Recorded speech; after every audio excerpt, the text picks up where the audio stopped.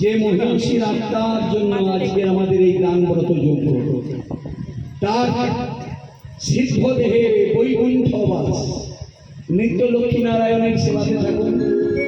আর আমরা এই পরিবারের সব সমব্যথী আমরা সবাই বলবো, যার কাছ থেকে আসি আমরা তার কাছে যাই। দুঃখ কদিন, আর কটা দিন থাকলে আমরা আসি, দিন ধার্য করে আবার যাই, দিন ধার্য করে। তার কর্ম হয়েছে, তিনি নিত্যধামে গেলেন, সবাই তার আত্মার শান্তির জন্য একবার হরি হরি বলবো। আর মায়েরা উলুধ্বনি দেব।